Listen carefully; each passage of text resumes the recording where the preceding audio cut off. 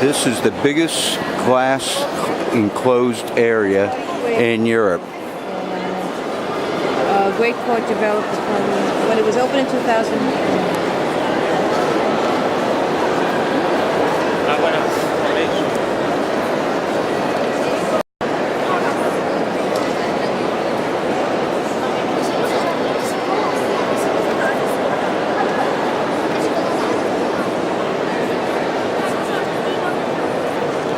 The carvings that were taken from the Acropolis.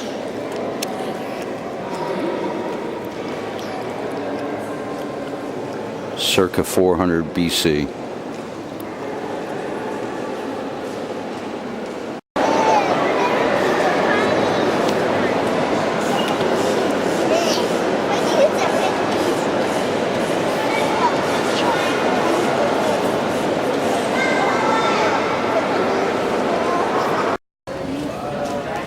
Okay, we're staying here at the Premier Inn, which is next to the Anchor,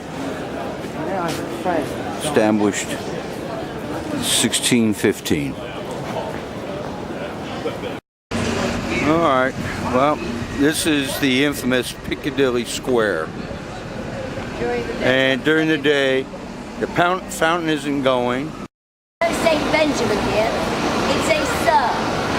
Sir Benjamin Hall, H-A-L-L, as in the room, Hall, Benjamin Hall, who supervised the construction of the clock tower in 1858. So he was intimately associated with the building. But also, physically, he resembled a bell. Short and tubby, short and round. Short due to genetics.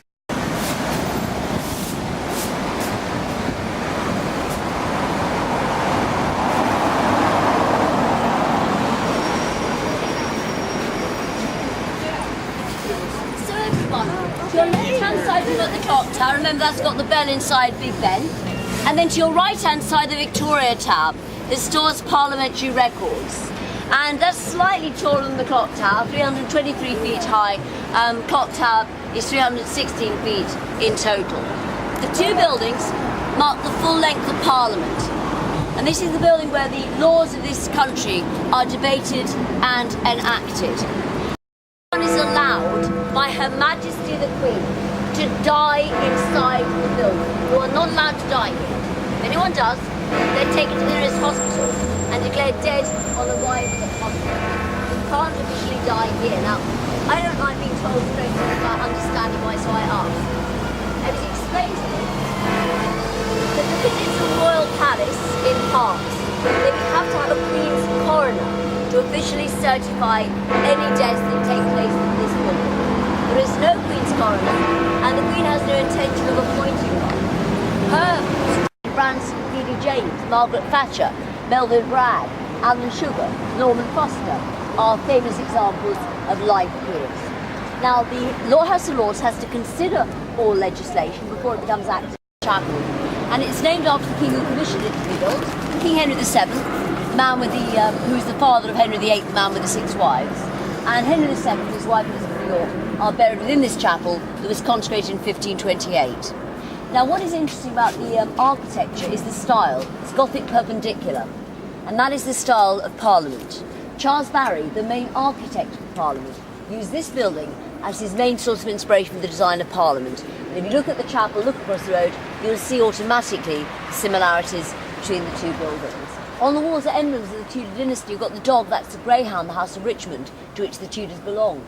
You've got the fleur-de-lis, their claim to the Kingdom of France. You've got the grid, looks like a waffle machine. That is actually the Tudor portcullis. And you've got the rosette, which is the Tudor rose. Here we have the Abbey. The Abbey was disbanded when England broke away from the Catholic Church. And here's Westminster Abbey. That's a church.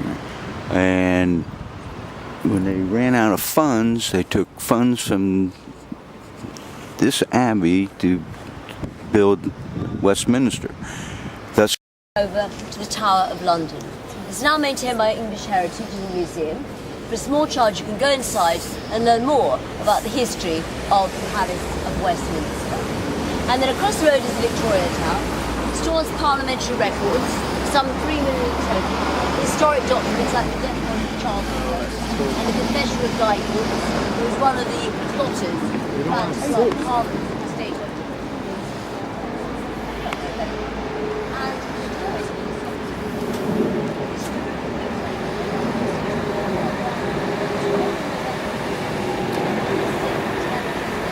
Westminster Abbey. If you come to services, you enter by this door, and this is where the coffin of Diana, Princess of Wales, was taken. A funeral in September 1997. Money, and they found a clever way, was to tax houses which had over a certain number of windows. People thought that is daylight robbery, hence the expression, and so they blocked out the extra windows to avoid the tax.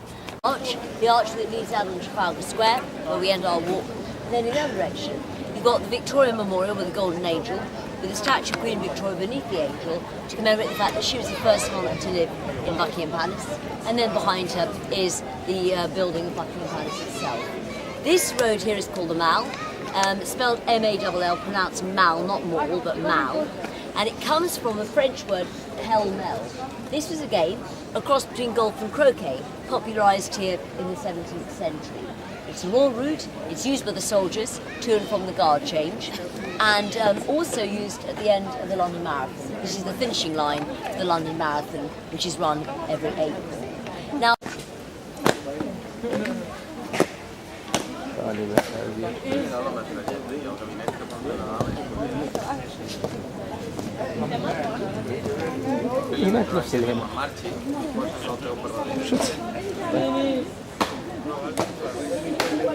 Estaba dient algo, quan s'ha girat cap allà.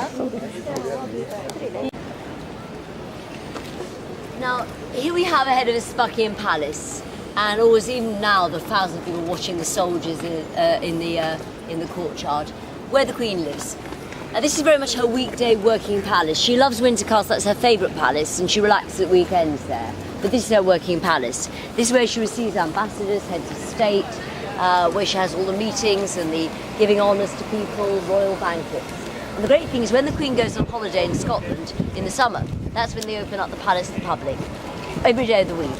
And so to the end of September, you can visit Buckingham Palace, the staterooms. I cannot recommend them more highly. We're facing the Gatehouse, which is the oldest part of Buckingham Palace. And this building dates to the 1530s, used as a hunting lodge by Henry VIII, when he hunted in the park nearby. And then the building was extended over the years, and from 1698 to 1837, where our monarchs lived. Now, they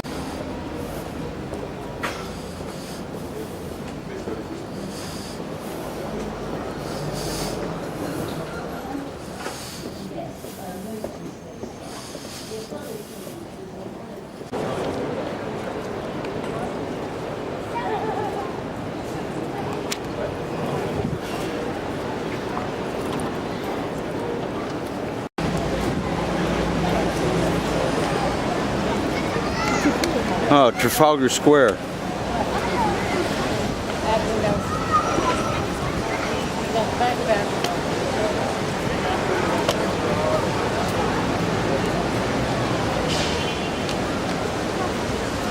this is the church where you... church had a crypt. It was a popular bomb shelter, and this was a very popular bomb shelter during the war. It would give you better protection against the secondary effects of the bombs that landed. And up to 500 people could shelter in the crypt of St Martin in the Field Church.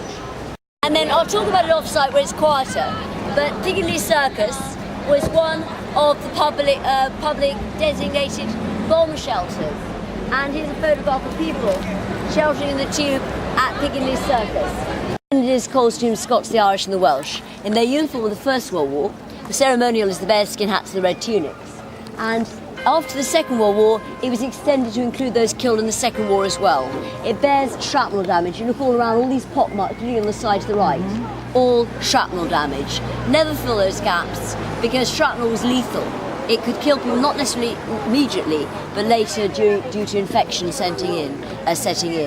So a reminder of the suffering of ordinary people during the war. Then we got the Horse Guards Parade Ground, with the Household Cavalry to their guard change, and the Horse Guards building, where they're based. And this suffered quite serious bomb damage during the war. The right-hand side, the white stone and red brick building is the Admiralty, and it's still their building. They also own the brown brick building with the ivy creeper to the left, which is called the Citadel. Citadel, C-I-T-A-D-E.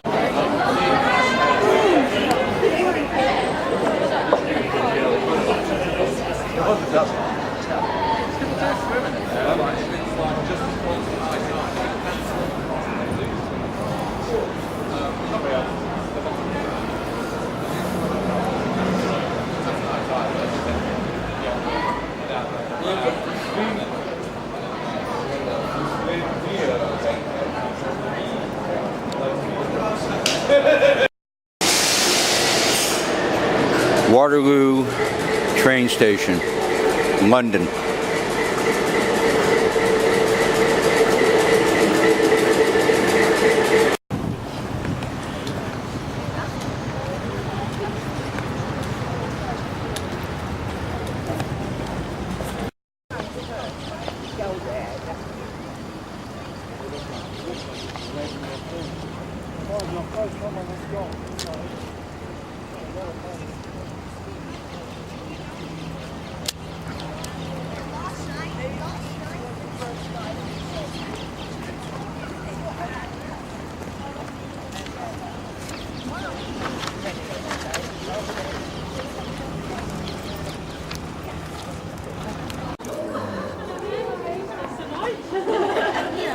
Nice to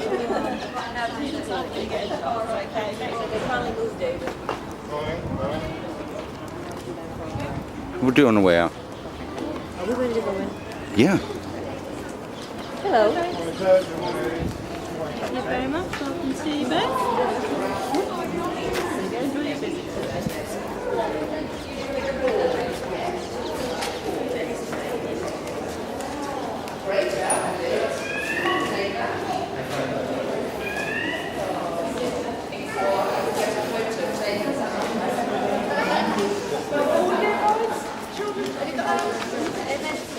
I've got one of that. That's the wedge. That's the half wedge. So the next event is 12. When you don't see the wedge, you get the feeling. Is that round this bit here? I'm wondering whether I should get that.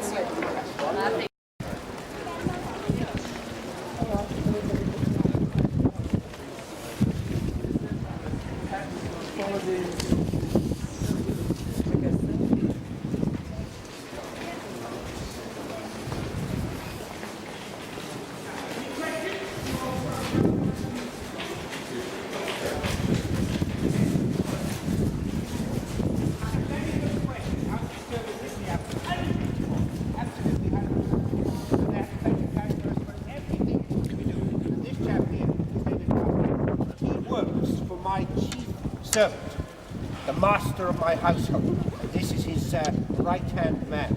He's looking after things for us today. Well, we are all kings, are we not? So when the king travels, he has about 1,000 people with him, and you may call